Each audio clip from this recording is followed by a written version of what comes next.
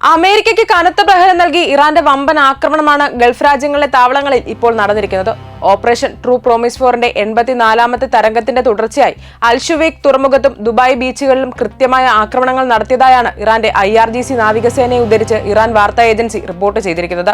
യുദ്ധമുഖത്തെ വിഷാദരോഗികളായ American സൈനികരെയും അവരുടെ തന്ത്രപരമായ ഉപകരണങ്ങളെയും ആക്രമിച്ചത് ലക്ഷ്യം കണ്ടു എന്നാണ് ഇസ്ലാമിക് റവല്യൂഷണറി ഗാർഡ് കോർപ്സിന്റെ പബ്ലിക് റിലേഷൻ ഓഫീസ് ഒരു പ്രസ്താവനയിൽ വ്യക്തമാക്കിയിരിക്കുന്നത്.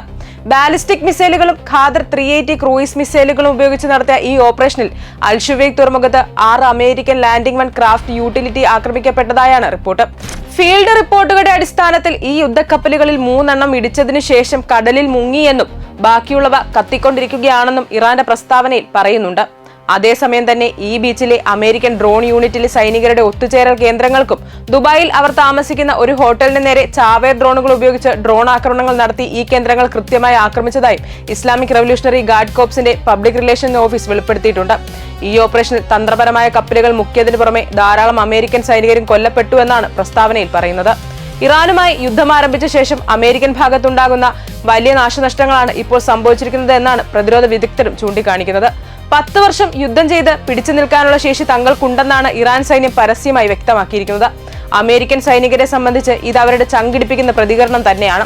ഇസ്ലാമിക് റിപ്പബ്ലിക് ഓഫ് ഇറാനെതിരെ അമേരിക്കയുമായും ഇസ്രായേലുമായും മറ്റു രാജ്യങ്ങൾ സഖ്യങ്ങൾ ചേർന്നാലും ഇറാനെതിരായ ആക്രമണത്തിനായി അമേരിക്കയും ഇസ്രായേലും ചെങ്കടൽ ഉപയോഗിക്കാൻ തുനിഞ്ഞാലും ശക്തമായി തിരിച്ചടിക്കുമെന്ന് ഹൂതികളും പ്രഖ്യാപിച്ചിട്ടുണ്ട്.